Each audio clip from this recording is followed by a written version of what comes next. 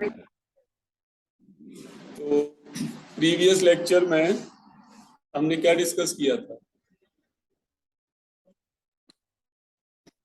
CPU components, जिसमें हमने control unit और एएलयू के बारे में डिस्कस किया था।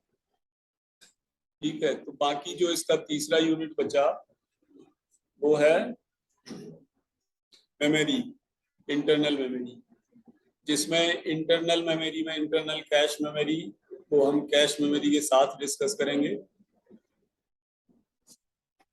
और सीपीयू रजिस्टर्स आज का हमारा डिस्कशन है। लिंक वो छोटू के लैपटॉप वाली है।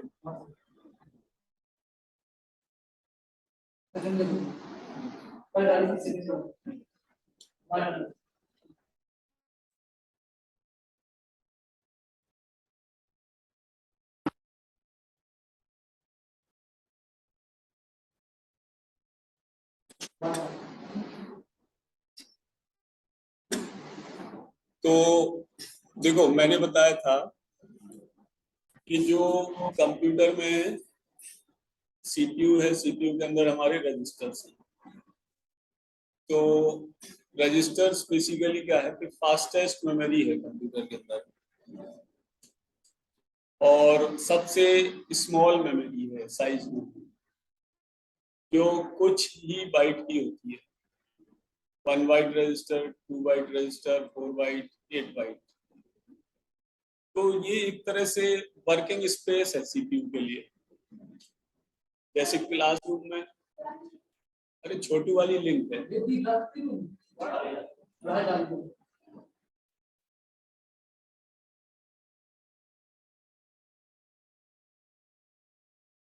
तो जैसे क्लासरूम में वर्किंग स्पेस हमारा जो टेम्परेरी हमें चाहिए टीचर्स को, वो ब्लैक बोर्ड चाहिए होता है या वाइट बोर्ड। तो सीपीयू के अंदर रजिस्टर्स वर्किंग स्पेस है, जो कि मेमोरी से सीपीयू का इंटरफेस प्रोवाइड करते हैं। या दूसरे वे में हम ये कह सकते हैं कि मेमोरी से सीपीयू के लिए हार्डवेयर और सॉफ्टवेयर के बीच इंटरफेस है, जो रजिस्टर है। तो मेन जो क्वालिटी है रजिस्टर्स की, वो fast access with small memory inside the CPU. तो अब ओवरऑल तो ये डिजिटल सर्किट ही है, डिजिटल सर्किट जो कि डेटा होल्ड करता है सीपीयू के अंदर, सीपीयू की प्रोसेसिंग के लिए। और ये डेटा हमारा मेमोरी से, मेन मेमोरी से आता है। कंप्यूटर के अंदर अगर हम देखें कोई फास्टेस्ट मेमोरी, तो वो रजिस्टर ही है। तो एक तरह से सीपीयू के लिए इसको हम बोलते हैं इंटरनल वेरिएबल्स। मतलब रजिस्टर सीपीयू के लिए इंटरनल वेरिएबल की तरह काम करते हैं। और जैसे मैंने बताया कि ये हार्डवेयर और सॉफ्टवेयर के बीच इंटरफेसिंग डिवाइस है। रजिस्टर हमारा क्या क्या स्टोर कर सकता है? तो generally value, data, complete instruction, memory address, location.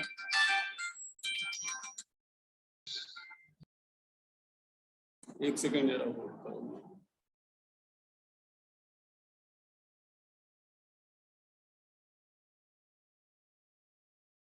ये रजिस्टर हमारा डेटा, इंस्ट्रक्शन, एड्रेस या इंटरमीडिएट रिजल्ट ये स्टोर कर सकता है।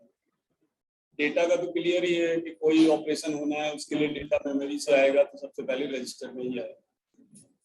तो ये हम क्या है कि नेक्स्ट टू नेक्स्ट लेक्चर में डिस्कस करेंगे कि रजिस्टर के अंदर मेमोरी में किस तरह डेटा आता है और कहाँ पर कैसे फ्लो होता है। कंप्लीट इंस्ट्रक्शन मेमोरी से रीड होकर रजिस्टर में स्टोर होता है। मेमोरी एड्रेस स्टोर हो सकता है, और एएलयू या किसी भी यूनिट का जो प्रोसेसिंग रिजल्ट है, इंटरमीडिएट रिजल्ट, वो रजिस्टर में स्टोर हो सकता है। इंटरमीडिएट या फाइनल प्रोसेस्ड रिजल्ट।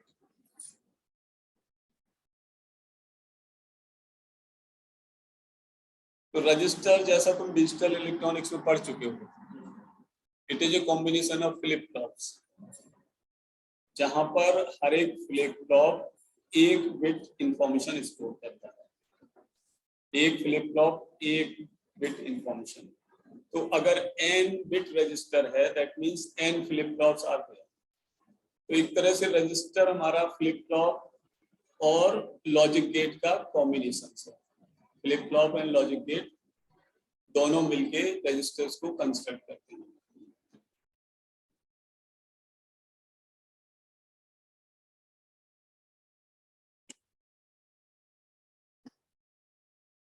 तो ये मैं बता ही चुका हूं, जो लॉजिक गेट हैं वो ये डिसाइड करते हैं कि इंफॉर्मेशन किस तरह आएगा और कौन सी बिट कहाँ किस फ्लिप फ्लॉप में स्टोर होगी। तो flip flop binary information store करते हैं और रजिस्टर डिसाइड करते हैं कि नया इंफॉर्मेशन रजिस्टर में कैसे ट्रांसफर होगा।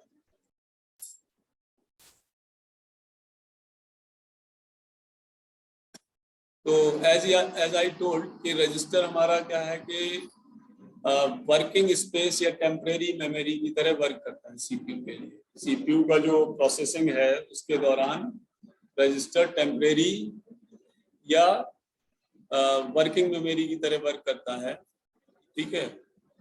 और एएलयू के अंदर भी कुछ रजिस्टर्स होते हैं, मतलब एएलयू के सारे कंपोनेंट्स रजिस्टर से डायरेक्ट कनेक्ट होते हैं, जहां पर वैल्यूज स्टोर होती हैं और उन रजिस्टर से वैल्यू एएलयू के अंदर पर्टिकुलर कंपोनेंट तक आती है।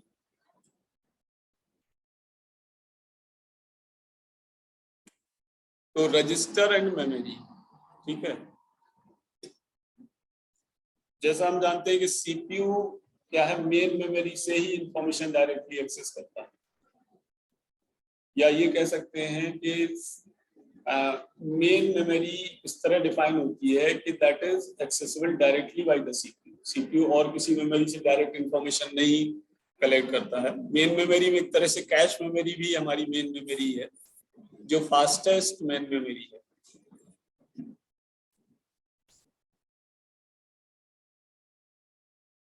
तो रजिस्टर से मेमोरी में जो ट्रांसफर होता है, रजिस्टर की कॉस्ट हाई होती है, इसलिए सीपीयू में एक लिमिटेड नंबर ऑफ रजिस्टर्स ही होते हैं। अगर एक टाइम ऐसा आएगा कि सीपीयू में अगर सारे रजिस्टर्स यूज हो गए, मतलब सारे रजिस्टर में कोई ना कोई इंफॉर्मेशन हो रहा है, तो क्या होगा फिर? अगर फिर फर्दर प्रोसेसिंग के लिए रजिस्टर की रिक्वायरमेंट हुई, तो रजिस्टर से कुछ रजिस्टर से इंफॉर्मेशन मेमोरी में वापस ट्रांसफर होगा, मतलब कि वो कॉपी कर देगा उस इंफॉर्मेशन को मेमोरी में और रजिस्टर खाली हो जाएगा प्रोसेसिंग के लिए। तो उस खाली हुए रजिस्टर में फिर इंफॉर्मेशन आएगा, प्रोसेस होगा, और फिर जो मेमोरी में कॉपी किया हुआ इंफॉर्मेशन था वो वापस फिर किसी और रजिस्टर में आएगा। इंस्ट्रक्शन एग्जीक्यूशन विद रजिस्टर्स, जो हमारा मेन काम है सीपीयू का या कंप्यूटर का, वो इंस्ट्रक्शन का एग्जीक्यूशन है। प्रोग्राम चलेंगे, प्रोग्राम सेट ऑफ इंस्ट्रक्शन है, तो इंस्ट्रक्शन एग्जीक्यूट होंगे। तो इंस्ट्रक्शंस एग्जीक्यूट होंगे, डेटा की रिक्वायरमेंट होगी।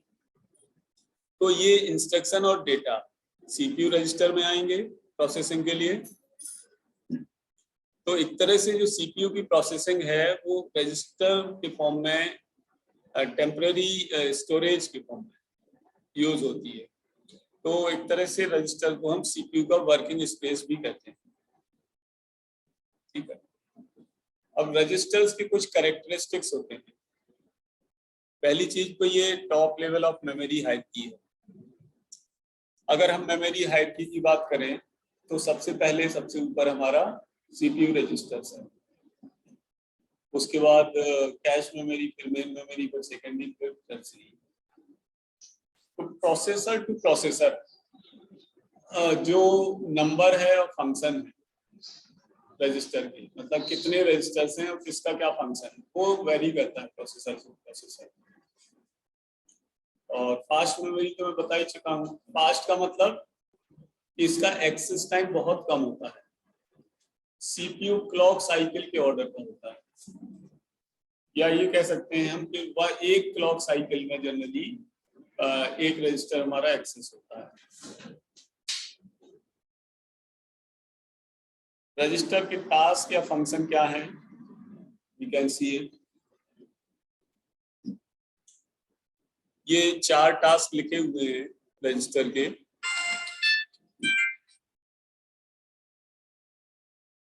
रजिस्टर के 4 टास्क लिखे हुए हैं। पहला तो ये सोर्स ऑफ ऑपरेंड्स, ठीक है, डेस्टिनेशन ऑफ रिजल्ट्स, मतलब ऑपरेंड्स के लिए एज ए सोर्स काम करता है और रिजल्ट के लिए as a destination.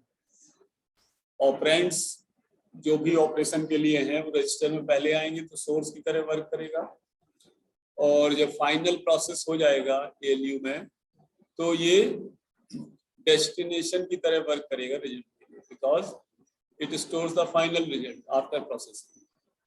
Intermediate result जो स्टोर होंगे वो इसमें हो सकते हैं, और एरे वगैरह को एक्सेस करने के लिए इंडेक्स रजिस्टर यूज होते हैं, जो कि हम पढ़ेंगे उसमें एड्रेसिंग मोड्स में।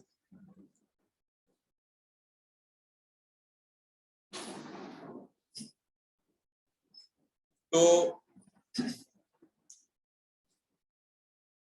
जो कैरेक्टरिस्टिक्स हैं हमारा, faster program execution, shorter instruction format, address mode flexibility, ये तीनों चीजें आगे हम पढ़ेंगे। इंस्ट्रक्शन फॉर्मेट पढ़ेंगे, एड्रेसिंग मोड पढ़ेंगे, तो उसमें देखेंगे।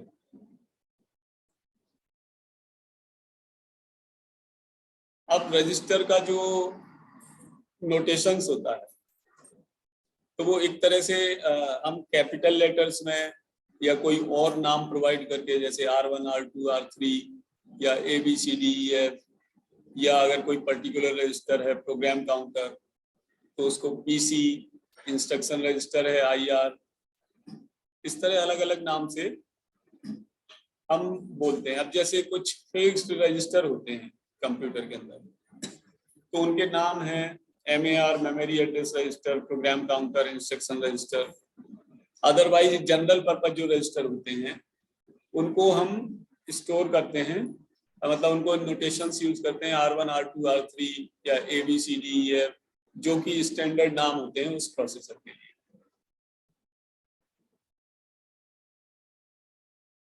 रिप्रेजेंटेशन, बहुत सारे तरीके से हम रजिस्टर्स को रिप्रेजेंट कर सकते हैं। तो रजिस्टर हमारा सिंगल एंटिटी की तरह भी रिप्रेजेंट हो सकता है, या फिर उस कॉलम में बिट्स को शो करके, अगर हमारा 16 बिट रजिस्टर है तो 0 से लेकर 15 बिट तक हम इस पे पुट कर सकते हैं जो रजिस्टर को शो करेगा। तो यहाँ पे ये देखो इस डायग्राम में ये फिगर 1 है A, तो कोई रजिस्टर है R1 तो उसको इस तरह हम शो कर सकते हैं, बॉक्स में R1 का नाम लिखते हैं।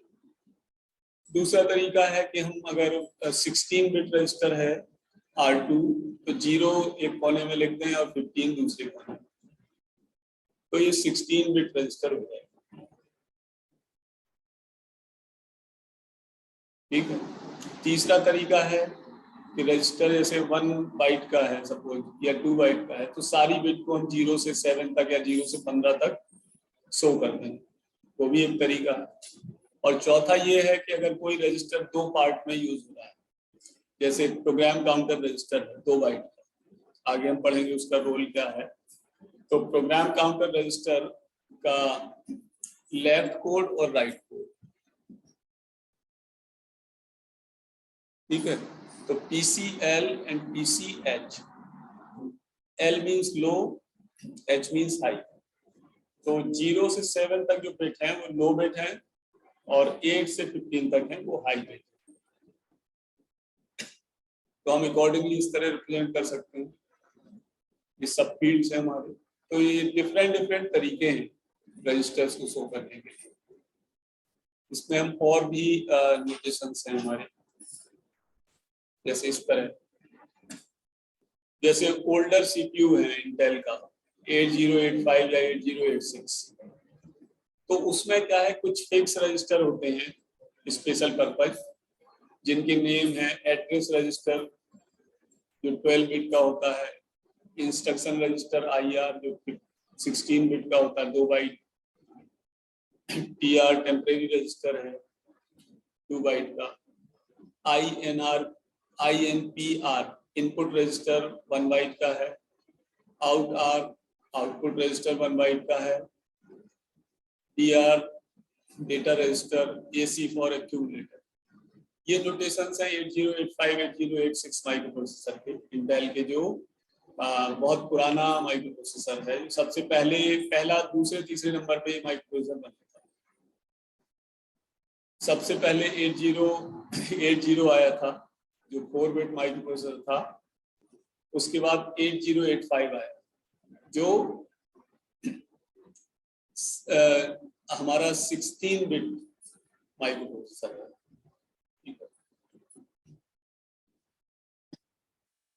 तो आगे और इसमें देखते हैं, एक टर्म आता है loading and storing of registers.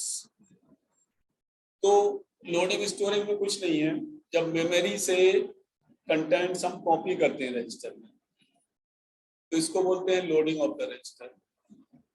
Memory से जब कंटेंट्स को लोड करते हैं, वी से द लोडिंग रजिस्टर। और जब रिवर्स प्रोसेस करते हैं रजिस्टर से रजिस्टर में या रजिस्टर से मेमोरी में, तो हम बोलते हैं स्टोरिंग द रजिस्टर। तो रजिस्टर से अगर कंटेंट्स मेमोरी में कॉपी हो रहे हैं तो हम इसको बोलते हैं स्टोरिंग ऑफ द रजिस्टर, कि रजिस्टर से मेमोरी में स्टोर करती है। अगर सारी बिट एक साथ लोड या स्टोर हो रही है तो हम कह सकते हैं कि लोडिंग या स्टोरिंग पैरेलल में हो रही है। ठीक है। अब कुछ कमांड ऐसी होती हैं जो हार्डवेयर को डायरेक्ट एक्सेस करती हैं, ये हम इसमें आगे पढ़ेंगे, आगे लेक्चर्स में, DMA चिप वगैरह। तो जो कमांड्स हमारी हार्डवेयर को डायरेक्ट एक्सेस करती हैं, उन वो रजिस्टर के माध्यम से ही एक्सेस करती हैं हार्डवेयर को। तो अभी क्या है कि स्लाइड्स तो फिनिश हो गई, मैं कुछ और स्लाइड्स इसमें ऐड कर दे रहा हूँ।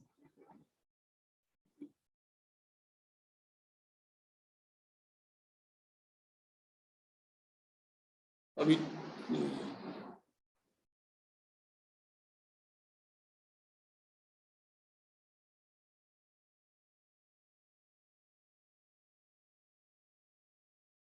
नेक्स्ट हमें देखना है टाइप्स ऑफ रजिस्टर्स। तो ये स्क्रीन शेयर हो रही है?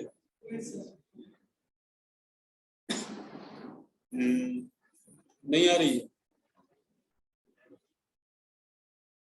तो आ रही है। अभी 20 मिनट हुआ होगा लेक्चर, कितना टाइम, 20 मिनट हुआ। तो स्लाइड्स को शेयर होके क्या आ रहा है, क्या लिख के आ रहा है?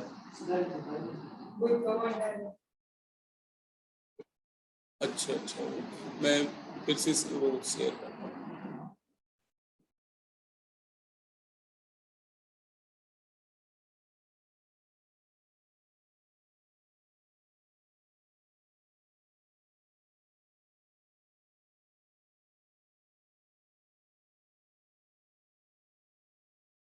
ठीक है। तो ये तो हो गया रजिस्टर के बारे में।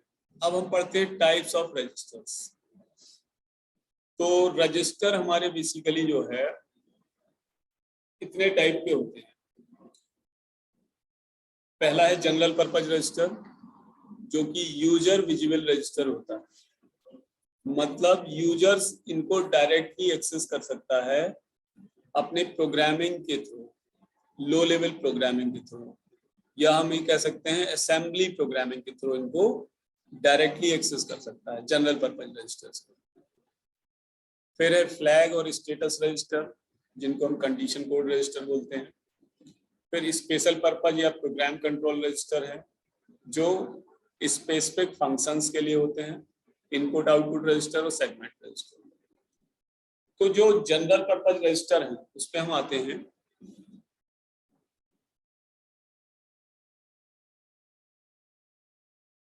ठीक है, तो जनरल पर्पज रजिस्टर को हम बोलते हैं प्रोग्रामेबल रजिस्टर।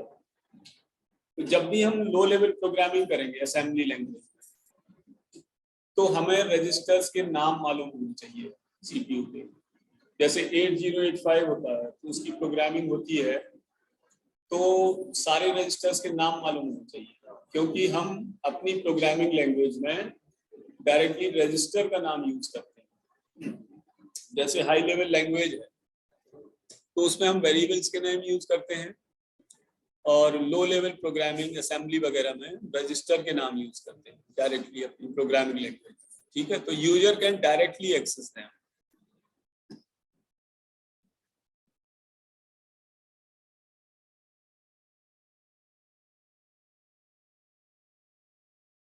तो हर एक सीपीयू में कुछ ना कुछ हमारे जनरल पर्पज रजिस्टर होते हैं, जो कि प्रोग्रामर द्वारा सोर्स और डेस्टिनेशन दोनों के लिए यूज किए जा सकते हैं। ठीक है,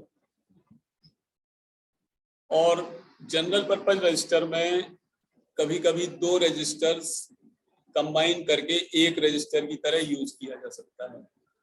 जैसे दो रजिस्टर कम साइज के हैं और डेटा या एड्रेस या इंफॉर्मेशन ज्यादा साइज का है, तो हम दोनों रजिस्टर को कंबाइन करके यूज कर सकते हैं प्रोग्रामिंग में। ठीक है, जैसे दो 8 बिट रजिस्टर हैं तो दोनों को कंबाइन करके 16 बिट रजिस्टर की तरह यूज किया जा सकता है। जैसे for example HP PA processor है HP वर्क स्टेशन का, तो उसमें 32 जनरल पर्पज रजिस्टर होते हैं, जो कि हर एक रजिस्टर एक नंबर को होल्ड कर सकता है। जनरल पर्पज रजिस्टर क्या क्या स्टोर कर सकते हैं वो मैंने बताया ही था, कि इंस्ट्रक्शन, ऑपरेंड्स, वैल्यूज, डेटा या एड्रेस।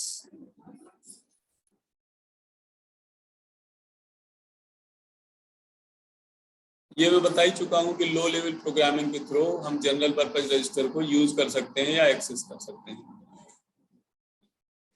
अगर रजिस्टर कम है तो मेमोरी हमें ज्यादा से ज्यादा यूज करनी पड़ेगी, लेकिन अगर थोड़े रजिस्टर बढ़ा भी दें तो उसका मतलब ये नहीं है कि मेमोरी रेफरेंस हमारा कम हो जाएगा या खत्म हो जाएगा। मेमोरी की रिक्वायरमेंट तो पड़ेगी।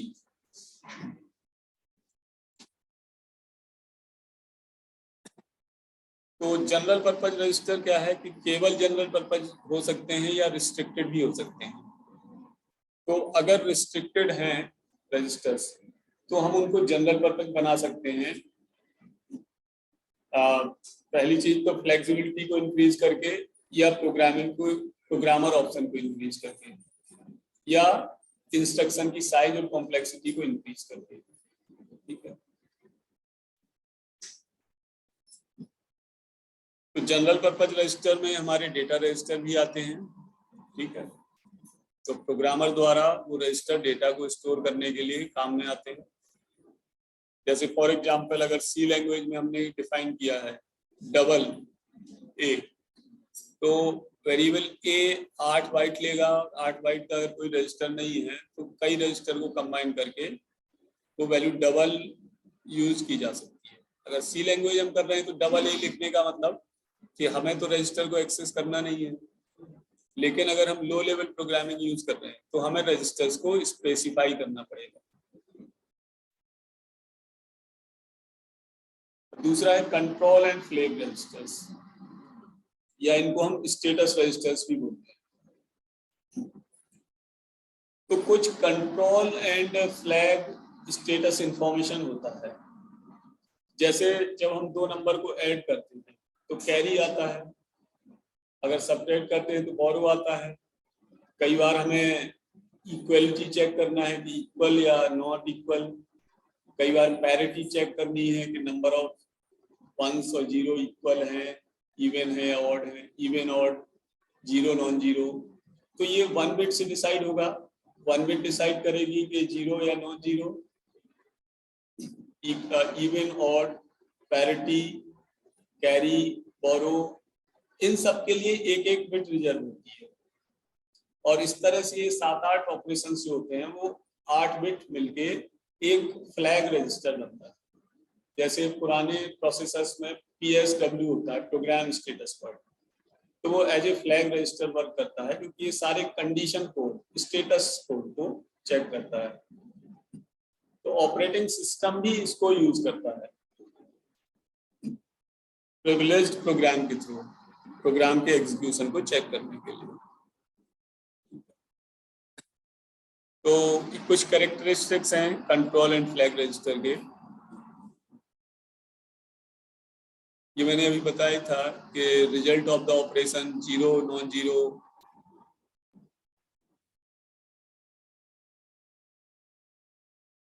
ALU के साथ स्टेटस रजिस्टर इस तरह अटैच होता है कि ALU का जो भी ऑपरेशन होगा, जो भी रिजल्ट आएगा, कंपैरिजन है, कैरी है, पैरिटी है, वो सब स्टेटस रजिस्टर में बिट के फॉर्म में स्टोर हो जाएगा। तो इसके लिए PSW program status word register होता है, जो कि कंट्रोल एंड फ्लैग रजिस्टर है, जो ये स्टेटस इंफॉर्मेशन होल्ड करता है। ठीक है, तो प्रोग्राम स्टेटस वर्ड या स्टेटस और कंट्रोल रजिस्टर क्या क्या इंफॉर्मेशन होल्ड करता है वो हम यहाँ से देख सकते हैं। साइन, जीरो, कैरी और बोरो। साइन मींस ये इंडिकेट करता है कि रिजल्ट हमारा पॉजिटिव है या नेगेटिव है। ओके, तो एक सिंगल बिट से डिसाइड हो जाएगा। अगर पॉजिटिव के लिए 1 ले लें, नेगेटिव के लिए 0, तो वी नीड 1 सिंगल बिट। दूसरा ये क्या है कि 0 है, तो ये इंडिकेट करता है कि रिजल्ट हमारा 0 है या नॉन जीरो है। जो रिजल्ट आया ALU के बाद वो 0 है या नॉन जीरो। तीसरा है कैरी या बोरो। कैरी हमारा एडिशन में आएगा और बोरो सब्ट्रैक्शन में आएगा। चौथा है पैरिटी, जो रिजल्ट है उसमें इवन नंबर ऑफ 1 है या ऑड नंबर ऑफ 1 है। पांचवा इक्वल है कि अगर कोई कंपैरिजन कर रहे हैं हम या लॉजिकल कंपैरिजन कर रहे हैं तो वो ट्रू है या फॉल्स, मतलब कंपैरिजन इक्वलिटी के लिए कर रहे हैं या लेस देन के लिए कर रहे हैं, ग्रेटर के लिए कर रहे हैं, तो कंपैरिजन ट्रू है या false. Next overflow, arithmetic overflow के लिए। और 7th है इंटरप्ट इनेबल डिसेबल, कि CPU द्वारा इंटरप्ट सिग्नल को इनेबल और डिसेबल करने के लिए काम में आता है। अब बचा हमारा स्पेशल पर्पज रजिस्टर। ठीक है, तो जो स्पेशल पर्पज रजिस्टर होते हैं वो उनके नाम फिक्स होते हैं। किसी भी प्रोसेसर के लिए नाम फिक्स है और उनका टास्क भी फिक्स है। जैसे 8085, 8086 में हमारे कुछ स्पेशल पर्पज रजिस्टर होते हैं, जैसे एक्यूमुलेटर है, PSW है जो अभी हमने डिस्कस किया, प्रोग्राम स्टेटस वर्ड, वो भी special purpose register. Instruction register IR और ऑर्डिनल काउंटर या program counter PC, buffer registers. तो इन रजिस्टर्स को, स्पेशल पर्पज को हम डिटेल में पढ़ेंगे आगे। ठीक है, फिर भी शॉर्ट फॉर्म ये है कि जो IR है इंस्ट्रक्शन रजिस्टर, वो हमारा होल्ड करता है करंट इंस्ट्रक्शन जो प्रोसेस हो रहा है। IR holds the complete current instructions जो हमारा प्रोसेस हो रहा है। और program counter holds the address of the next instruction, जो नेक्स्ट इंस्ट्रक्शन प्रोसेस होना है। करंट में कोई इंस्ट्रक्शन प्रोसेस हो रहा है, उसके नेक्स्ट जो इंस्ट्रक्शन प्रोसेस होना है उसका एड्रेस प्रोग्राम काउंटर रजिस्टर में आएगा। और बफर का तो मतलब वही है कि टेम्परेरी डेटा। तो by this we have completed the discussion for registers. Okay, तो ठीक है, अब मैं इसको मीटिंग को क्लोज कर रहा हूँ।